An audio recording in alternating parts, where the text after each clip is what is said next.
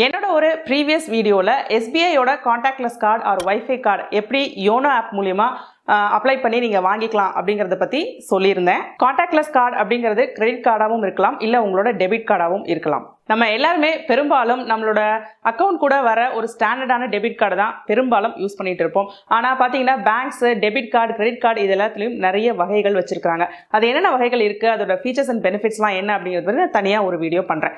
இன்னைக்கு வீடியோவில் நான் என்ன சொல்ல போகிறேன் அப்படின்னா, இந்த contactless card or wifi card அப்படின்னா என்ன, அது எப்படி வேலை செய்யுது, அதோட ஃபீச்சர்ஸ் அண்ட் பெனிஃபிட்ஸ்லாம் என்ன, அதனால உங்களுக்கு என்ன பயன் அப்படிங்கிறத பற்றி இன்னைக்கு வீடியோவில் நம்ம பார்ப்போம். முதல்ல இந்த கான்டாக்ட்லெஸ் கார்டு அப்படின்னா என்னன்னு பார்ப்போம். ஸோ நம்ம ஷாப்பிங் பண்ணும்போது என்ன பண்ணுவோம், பிஓஎஸ் மெஷினில் ஒன்று நம்மளோட கார்டை ஸ்வைப் பண்ணியோ இல்லை இன்சர்ட் பண்ணியோ பின் நம்பர் என்டர் பண்ணி அப்புறம் தான் அந்த ஷாப்பிங்கை நம்ம முடிப்போம். ஆனால் கான்டாக்ட்லெஸ் கார்டு உங்ககிட்ட இருந்துச்சு அப்படின்னா நீங்கள் இதெல்லாம் பண்ண தேவையில்லை. அந்த பிஓஎஸ் மெஷின் கிட்ட உங்கள் கார்டை நீங்கள் கொண்டு போனால் போதும். ஸோ நீங்கள் உங்களோட கார்டை 4 சென்டிமீட்டர்ஸ் அளவிலான டிஸ்டன்ஸ்க்கு கிட்ட கொண்டு போகணும். ஸோ ஒன்று உங்கள் கார்டை நீங்கள் அப்படி கிட்ட கொண்டு போகணும், இல்லைனா பிஓஎஸ் மெஷின் மேலே அந்த கார்டை டாப் பண்ணிங்கன்னா போதும். அப்படி செஞ்சீங்கனாலே உங்களோட கார்டு அந்த பிஓஎஸ் மெஷினில் டிடெக்ட் ஆகிடும். டிடெக்ட் ஆயிடுச்சு அப்படிங்கிறது எப்படி நீங்கள் தெரிஞ்சுக்கலாம்னா, அந்த மெஷினில் கிரீன் கலரில் லைட் எரியும். அப்படி அந்த மெஷினில் உங்களோட கார்டு டிடெக்ட் ஆயிடுச்சு அப்படின்னா அதுக்கப்புறமா நீங்கள் பின் நம்பர் என்டர் பண்ண தேவையில்லை.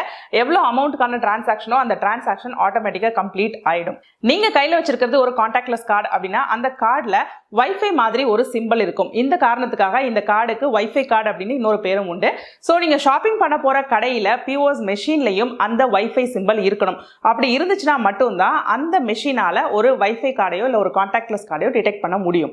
சப்போஸ் நீங்கள் ஷாப்பிங் பண்ணுற அந்த ஷாப்பிங் மாலில் பிஓஎஸ் மெஷினில் வைஃபை கார்டை டிடெக்ட் பண்ணுறதுக்கான ஃபெசிலிட்டி இல்லை அப்படின்னு வச்சுக்குவோம். இதுதான் கான்டாக்ட்லெஸ் கார்டோட ஒரு முக்கியமான பெனிஃபிட். நீங்கள் கான்டாக்ட்லெஸ் கார்டை ஒரு சாதாரண டெபிட் கார்டு மாதிரியும் யூஸ் பண்ணிக்கலாம். ஸோ நீங்கள் ஒரு ஷாப்பிங் போகிறீங்க, அந்த கடையில் சப்போஸ் கான்டாக்ட்லெஸ் கார்டை டிடெக்ட் பண்ணக்கூடிய மெஷின் இல்லை அப்படின்னா நீங்கள் உங்கள் ரெகுலர் டெபிட் கார்டு மாதிரியே இன்சர்ட் பண்ணி பின் நம்பர் என்டர் பண்ணி இந்த கார்டை யூஸ் பண்ணிக்கலாம். கான்டாக்ட்லெஸ் கார்டில் யூஸ் பண்ணுற டெக்னாலஜிக்கு பேர் நியர் ஃபீல்டு கம்யூனிகேஷன். அதாவது ரேடியோ ஃப்ரீக்வன்சி மூலியமாக இந்த கார்டுக்கும் பிஓஎஸ் மெஷினுக்குமான கான்டாக்ட் ஏற்படுது.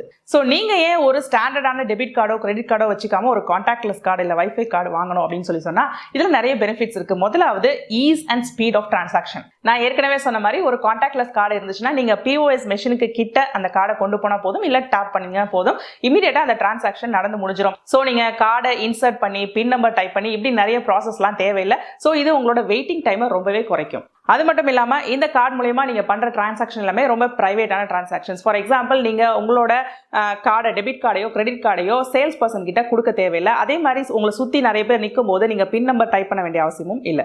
இந்த கார்டு மூலமா நடக்கிற டிரான்சாக்ஷன்லாம் சேஃபா அப்படின்னு நீங்கள் நினைக்கலாம். கண்டிப்பாக ரொம்ப ரொம்ப சேஃப். இது chip and encryption technology use பண்ணுற ஒரு கார்டு. அப்புறம் சில பேருக்கு இன்னொரு டவுட் வரும், இந்த கார்டு மிஷின் கிட்ட கொண்டு போனாலே டிரான்சாக்ஷன் கம்ப்ளீட் ஆயிடுது அப்படின்னா என்னோட கார்டு சேஃபா, நான் மிஷின் கிட்ட நடந்து போகும்போது ஒருவேளை டிரான்சாக்ஷன் கம்ப்ளீட் ஆயிருமா, இப்படி பல கேள்விகள் இருக்கு.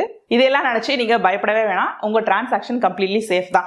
முதலாவது என்ன அப்படின்னா, நீங்க பிஓஎஸ் மெஷினுக்கு 4 சென்டிமீட்டர் வரைக்கும் கிட்டக்க அந்த கார்டை கொண்டு போகணும். ஸோ நீங்க கேஷுவலா நடந்து போகும்போது அவ்வளோ கிட்டக்க கார்டை கொண்டு போகிறதுக்கான வாய்ப்புகள் ரொம்பவே கம்மி. அது மட்டும் இல்லாம ஒரு டிரான்சாக்ஷன் கம்ப்ளீட் ஆகணும் அப்படின்னா அந்த சேல்ஸ் பர்சன் வந்து என்ன அமௌண்ட்டோ அந்த அமௌண்ட்டை வந்து பிஓஎஸ் மெஷின்ல டைப் பண்ணியிருக்கணும்.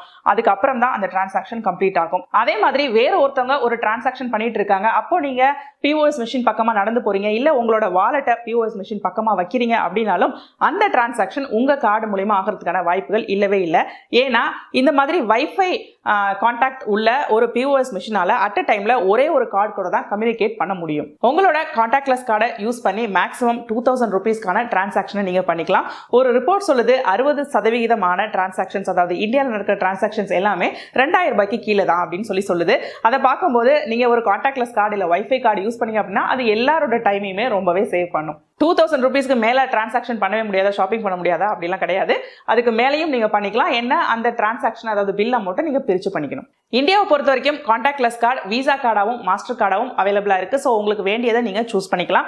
அதே மாதிரி பேங்க்ஸ் அப்படின்னு பார்த்தா SBI, ICICI and axis bank இவங்க 3 பேருமே கான்டாக்ட்லெஸ் கார்டை இஷ்யூ பண்ணுறாங்க.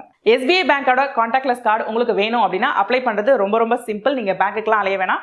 வீட்டில் இருந்தபடியே உங்கள் கையில் இருக்க மொபைலில் இருந்து யோனோ ஆப் மூலியமா நீங்கள் அதுக்கு அப்ளை பண்ணிக்கலாம். அது எப்படி அப்படிங்கிறத பற்றி நான் தனியாக ஒரு வீடியோ போட்டிருக்கேன். அந்த வீடியோக்கான லிங்கை நான் கீழே டிஸ்கிரிப்ஷனில் கொடுக்குறேன். இல்லைனா மேலே கார்டை போய் கிளிக் பண்ணி பாருங்க. அவ்வளோதாங்க. கான்டாக்ட்லெஸ் கார்டுனா என்ன, அதோட பேர் வைஃபை கார்டு இன்னொரு பேர் கூட இருக்கு. ஸோ அது என்ன டெக்னாலஜி மூலமா ஒர்க் ஆகுது, அதோட பெனிஃபிட்ஸ்லாம் என்ன, அது ஃபீச்சர்ஸ்லாம் என்ன, அதை வாங்குறது எப்படி, இது எல்லாமே இன்னைக்கு வீடியோவில் நீங்கள் கற்றுக்கிட்டு இருப்பீங்க. இன்னைக்கு வீடியோ உங்களுக்கு ரொம்பவே யூஸ்ஃபுல்லா இருந்திருக்கும்னு நான் நினைக்கிறேன். அப்படி நீங்க நினைச்சீங்க அப்படின்னா கண்டிப்பா இந்த வீடியோவை லைக் பண்ணுங்க, மறக்காம உங்க ஃப்ரெண்ட்ஸ் கூட ஷேர் பண்ணுங்க. அவங்களும் இந்த கான்டாக்ட்லெஸ் கார்டு, வைஃபை கார்டை பத்தின ஃபீச்சர்ஸ், பெனிஃபிட்ஸ் எல்லாத்தையும் தெரிஞ்சுக்கிட்டோம். நீங்க இன்னும் bankingminutes.com சைட்டை விசிட் பண்ணல அப்படின்னா விசிட் பண்ணுங்க. நான் எப்பயும் சொல்ற மாதிரி இந்த சேனல்ல நான் ஷேர் பண்ற இன்ஃபர்மேஷனை விட இன்னும் அதிகமான இன்ஃபர்மேஷன் அந்த வெப்சைட்ல இருக்கும். ஸோ வெப்சைட்டை மறக்காம விசிட் பண்ணுங்க. நீங்க இன்னும் இந்த சேனலுக்கு சப்ஸ்கிரைப் பண்ணல அப்படின்னா மறக்காம சப்ஸ்கிரைப் பண்ணிடுங்க. இதே மாதிரி இன்னொரு யூஸ்ஃபுல் இன்ஃபர்மேஷனோட நான் உங்களை அடுத்த வீடியோவில் சந்திக்கிறேன். Until then, it's bye from Jane. நன்றி, வணக்கம்.